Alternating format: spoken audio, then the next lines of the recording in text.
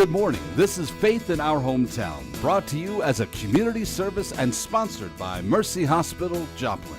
And now, here's your host, Father Jay Friedel.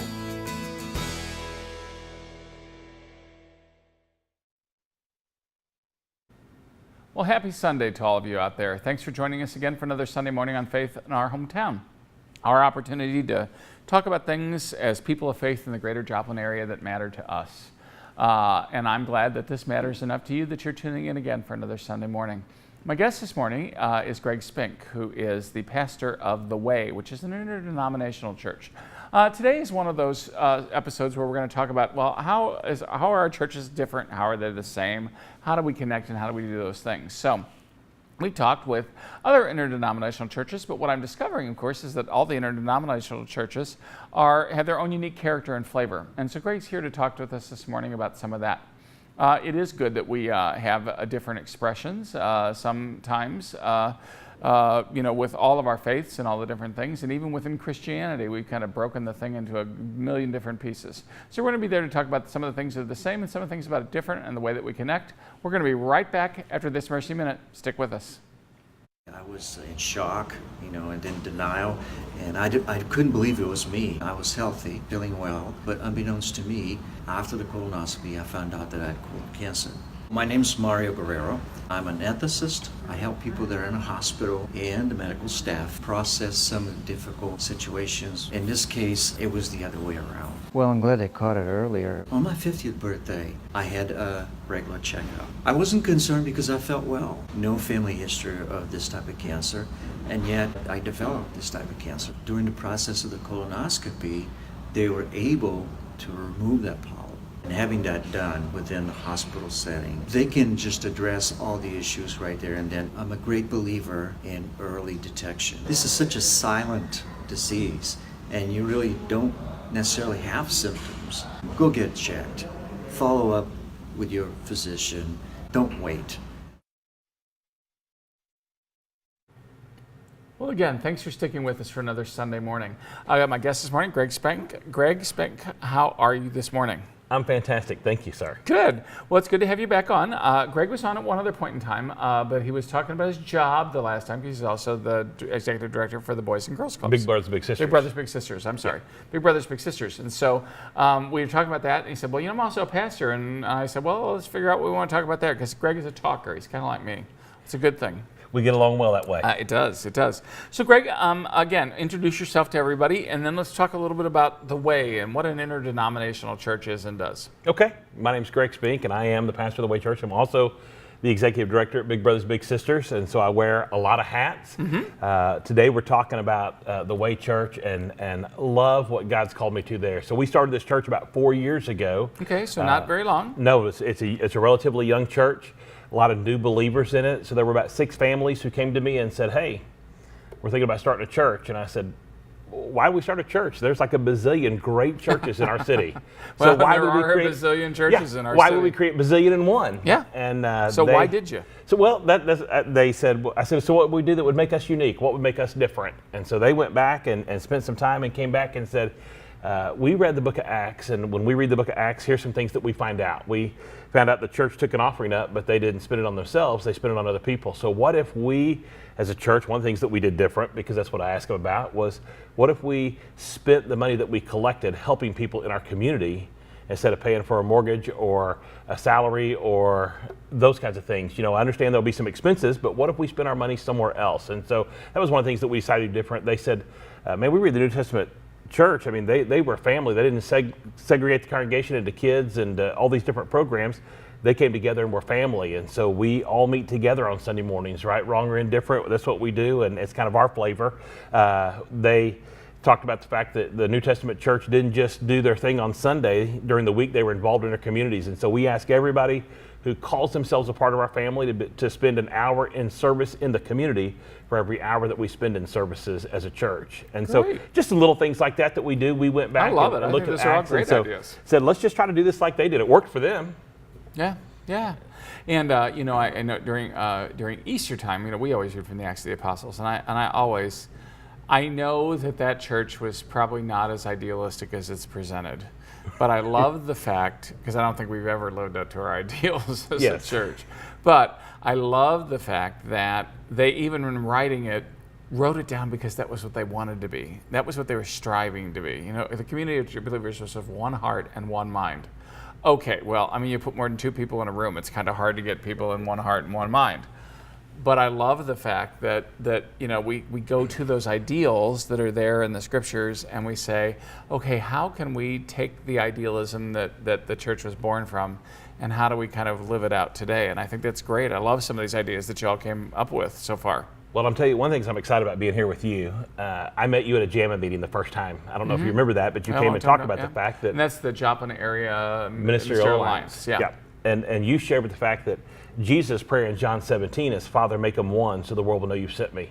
And that, yes, we have different flavors and different styles, but we're all the same bride.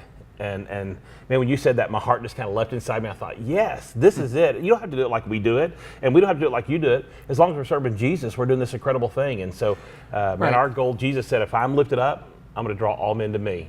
Yeah. And so our mission is to draw people to Jesus. That's what we love to do. Sure.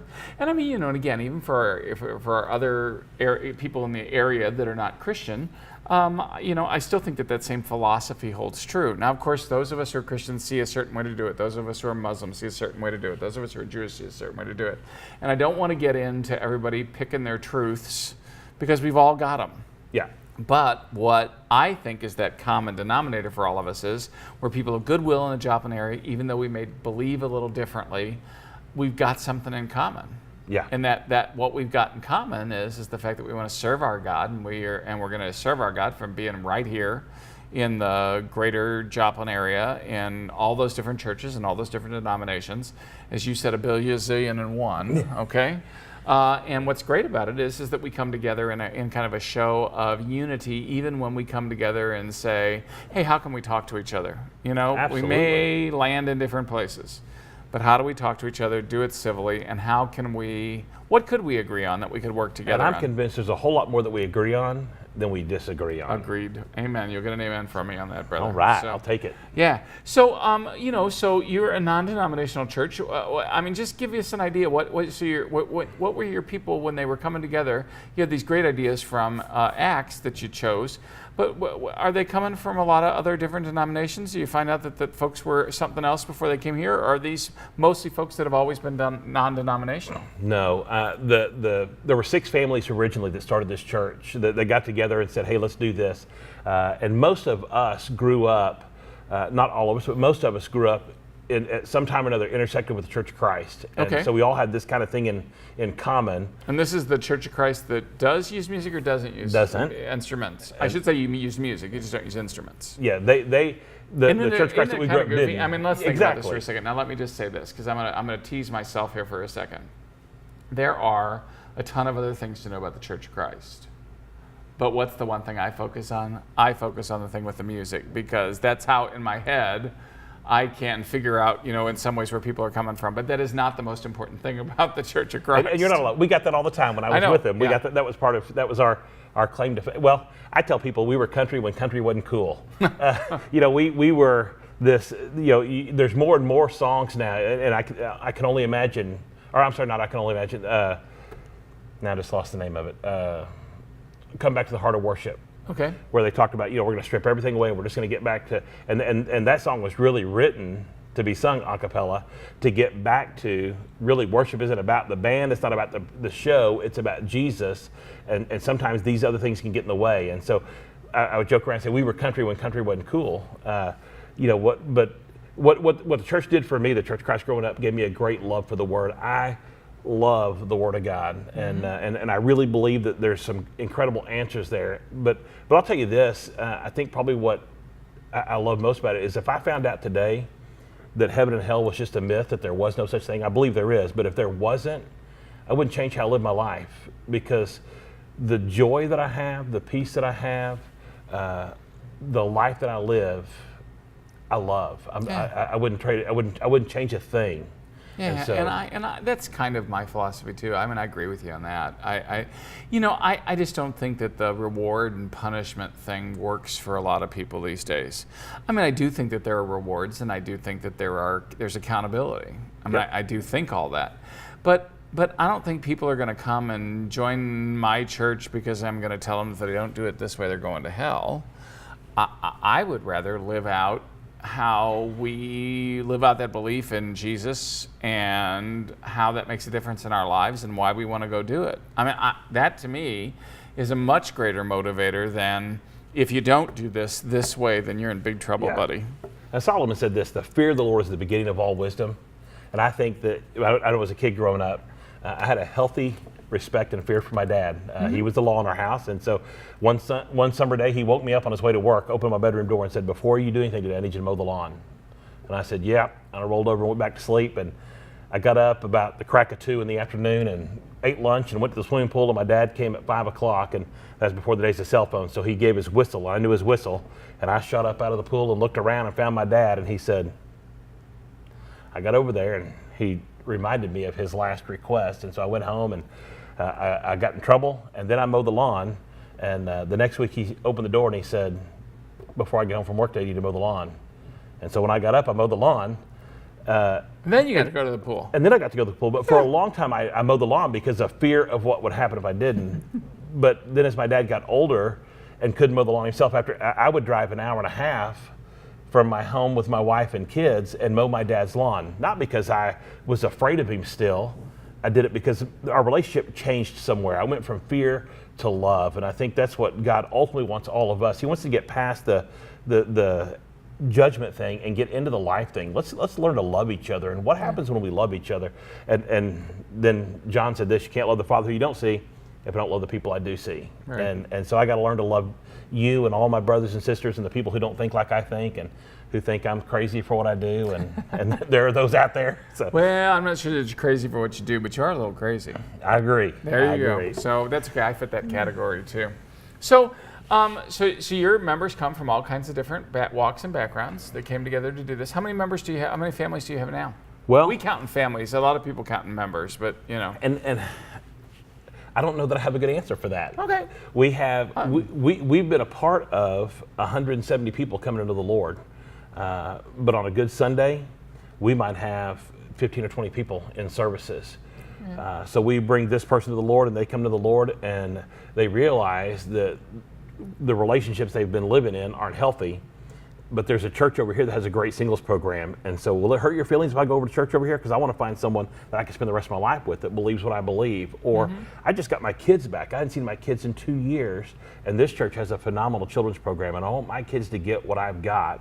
So I'm going to take my kids and we're going to go to church over here. Right. And one of my board members jokes around, we're going to get a lot of assists. We're going to put an assist column in the bulletin and say, we got an assist again. We assisted Forest Park. You're the assisters of Christianity. There are people, we've led lots of drug dealers, even a couple of prostitutes to the Lord, and drug addicts, and even 2 drug dealers. So it's been this exciting, crazy journey that God has us on. Very fluid. But and people who grew up, so we have people who grew up in churches that were dysfunctional or got burned out on churches or had a bad experience and don't go anymore. And we have people who have never darkened the doors of a church before.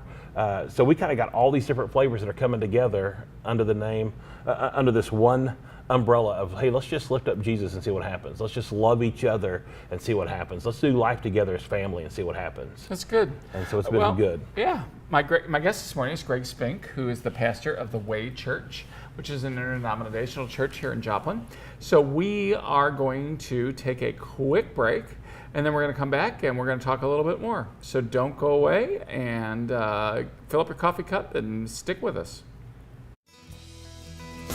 You're watching Faith in Our Hometown on KSN TV, brought to you as a community service and sponsored by Mercy Hospital, Joplin.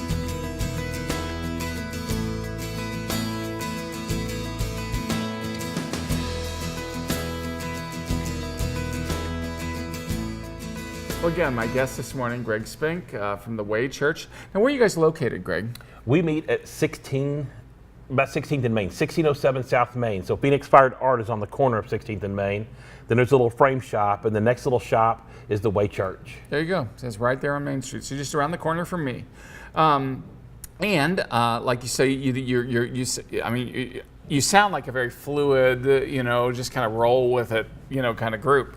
So you say you got anywhere from 20 members of church. What's a big Sunday for you guys? Well, last Sunday we had 22, and we were really excited about it. So that was a big, was a big amount. 14. Yeah. We've had as many as 70 and 80 at a time, but the season of life that we're in right now, that's just not what's happening. We just had a guy that had come to know the Lord that was a drug addict, and so last Sunday we had a big going away party and put him on a bus and sent him to Omaha, Nebraska for a 6-month recovery program and sent him off with lots of postcards and lots of prayers. And so, we're just doing life as family does life. Yeah, what's interesting to me, and again, so I'm from, the Catholic Church, and it's great big, it's here comes everybody in the Catholic Church. In that part we got is the same because it's everybody.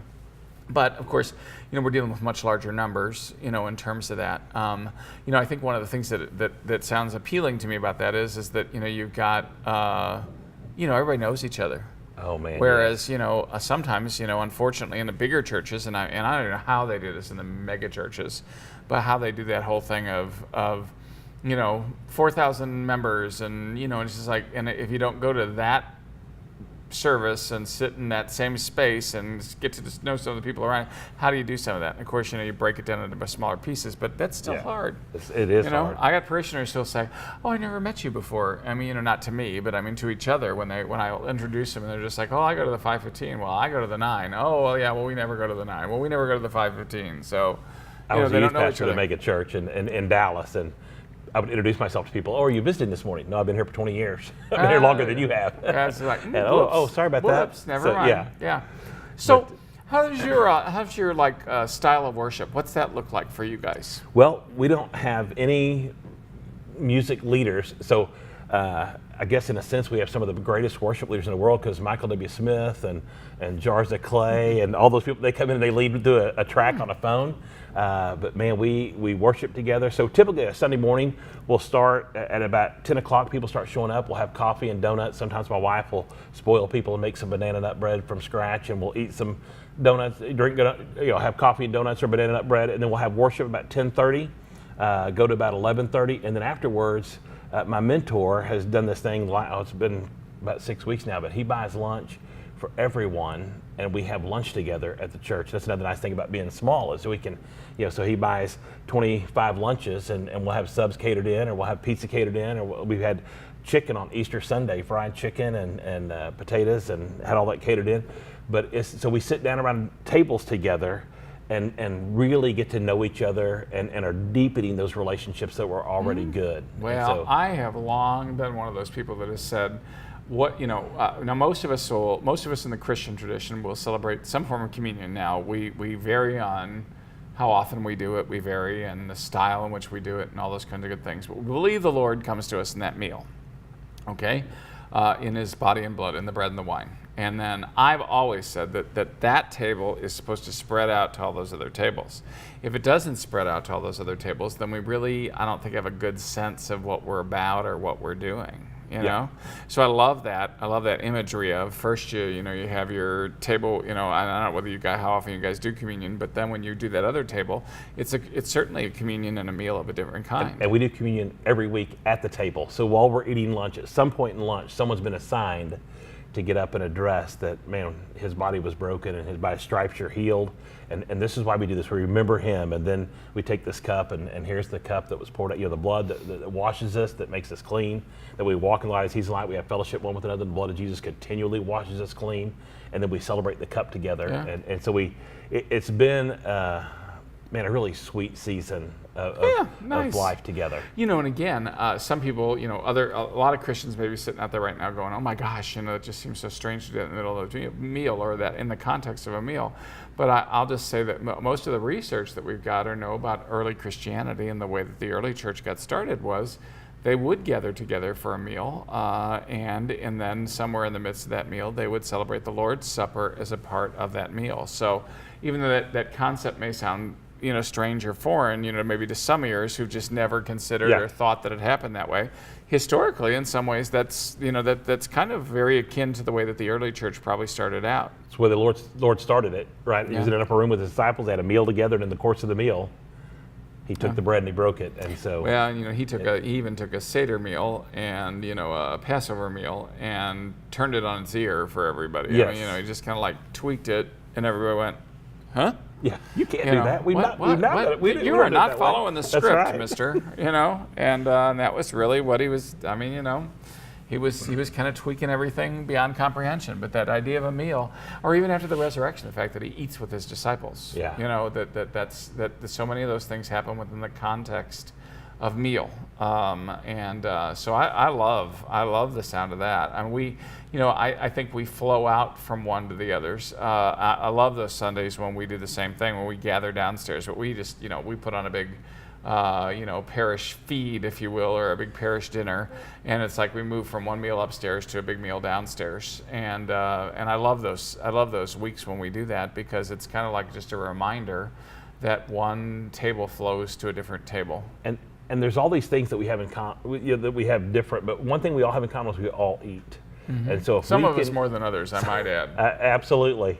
And but if we can get people to come together around a table, because that's something we have in common, it's a great place to start conversations. And so we just had some really cool conversations, and people that might not talk to each other on the streets have come to meet around a table, and there's a conversation that takes place. And that's what I think the kingdom is really about. It's about, as iron sharpens iron, so one man can sharpen another. And so we get together and we get to share ideas, and we get to share where the Lord has touched us and what he's doing in our lives, and how, and we get to watch other people's stories unfold around the table. And there's something cool about that. Well, and I think there's something very, very important about tying our stories, our individual stories, our family stories, to the corporate story, Yes. to our scriptural stories. I mean, that's really, in some ways, what that word is for us to tie into that story, the larger story, the larger story about, how we believe, how we came to be, all those kinds of things. I think that those are always just good reminders to us of some commonality in the way that we share and live life. Yeah. Yep. So typical worship service for you guys is that meal part. Anything else? So you obviously pull a lot of things off of you use your phones and modern technology a lot. Yep. And again, a small group, everybody just kind of goes with that, since you don't have any music ministers. But then you do your meal. Anything else unique about worship or life at the Way? For me, as a pastor, it's a little bit different, because normally what I would have preached in other churches I've been in, where people were more churchy, they've been in church longer. We have about, on a good Sunday, maybe 4 or 5 people that have more than 2 years of experience of walking with Jesus. Everybody else is new to the faith. So I can't just reference Noah in the Old Testament, because they've never heard the story of Noah. So to talk about Noah, we have to go tell the whole story of Noah, to talk about these different things. They're starting to be familiar with the story of Jesus, but so what I used to preach in one Sunday might take me 3 Sundays now, because we can't just reference this. We've got to go back and build this. So we'll lay a foundation the first week. A lot of times we'll do the history the first week, the text the second week, and then so what the third week. So what that we talked about, the fact that God called Moses, he's got a call on your life too. If you're a believer, you're a royal priesthood, he's got a call on your life, and he expects something from you. And so we try to make application to whatever it is that we've studied that morning. Yeah, interesting. It's so, like, how long do you preach when you preach? I would love to preach about 45 minutes, but we don't have anybody who has an attention span that long. So if 20 minutes is I've got to try to work it in 20 minutes. All right, now you Catholics out there, just take note, because I just want to go on record as saying most of my brothers in other denominations preach for a lot longer than 20 minutes, and I'm here to tell you that I catch the dickens all the time when I go as many as 20. Because, it's just like, I don't know. Catholics got this thing that they want to be out of there in an hour. Now, that doesn't usually happen in St. Peter's, and I'm not really too upset about it, and everybody's used to me, so I guess it's not so bad. But you know what my dad I just told me? want to go 20 minutes. 20 minutes, if that's longish, I'm like, okay, Yeah. hey. My dad told me, if you can't be good, be brief. And I've always tried to remember that. So Yeah. if I can't be good, I'll at least be brief, and they'll still like you. Well, I will say that most of the time, at least my people will say, well, you're pretty good, Father, but you're just a little long. So a little long. So you just shorten your homilies. I once told one of my really good friends, he would tell me that every Sunday, just like, Jay, he said, you're really good, but oh my gosh, could you just shorten it up just a little bit? This is football season, or blah, blah, blah, blah, blah. And I just said to him, child of God, you just better hush, because I'm going to pray that my successor is long and boring. And so one time he looks at me and he says, take the curse back, take the curse back. And I'm like, I didn't know that it was, but I guess it was kind of a curse, wasn't it? It wasn't very nice, was it? That wasn't very nice. Nah, there you go. But it probably felt good when you said it. Well, I just chuckle because I always catch the Dickens for being one of the longest Catholic preachers in southern Missouri. I catch the Dickens, but it's interesting. I love talking about the some of the similarities and the differences, the way that we kind of connect, the ways that we kind of do things the same thing. But we never use recorded music. We never go in some ways with the flow, because our order service is pretty, set down. And so it's fun for me to just hear how another Christian denomination does some of those things and makes some of those connections. Well, only being 4 years old, there's never a what. We've always done it this way. Oh yeah. Because we haven't been around long enough to have always done it that way. So we have a lot of freedom in what we get to do, and that's kind of cool too. Yeah. So we are going to be right back after this Mercy Minute. Don't go away. My guest this morning has been Greg Spink, so we'll be right back to wrap up after this Mercy Minute. In Ireland, the first Sisters of Mercy were called the Walking Sisters because every day they went out in search of women and children who needed healing or help. Mercy continues to answer the same call, dedicated to the health of every woman who comes to us for care. Mercy, in every era, your life is our life's work. Learn why we serve at mercy.net/legacy. When they discovered there was no hospital, the Sisters of Mercy built one, as they had so many times before, offering healing and hope on the edge of the frontier. Mercy continues to answer the same call, to bring care wherever you or your child need it most. Mercy, in every era, your life is our life's work. Learn why we serve at mercy.net/legacy. Well, I always feel honored when somebody comes up to me in the grocery store and says, hey, I watch your show on Sunday morning. I really see this as a community effort. It's not really my show, but it's kind of like our show, and I hope that we can continue to share that as a community in the greater Joplin area. My guest this morning, Greg Spink, talking a little bit about how a small interdenominational church works. And I think it's good for us to hear how another part of the family lives, if you will. Very big differences between St. Peter's and the Way, but I love hearing the stories about how those ways that we connect, the ways that we're kind of the same, but also some ways how we differ, how we're a little bit different, and what those particular flavors are. I hope that we can appreciate those differences in each other. I hope that we can continue to talk to each other and to talk to our neighbors who might go at things a little bit differently than we do. We might be able to pull little things out of each other's bags so that we can, kind of like mix and match and see what we can do. Join us next week for Faith in Our Hometown, and have a great Sunday. Thanks for watching. Faith in Our Hometown can be seen Sunday mornings at 6:30 and 9 a.m. on KSN. Brought to you as a community service and sponsored by Mercy Hospital, Joplin.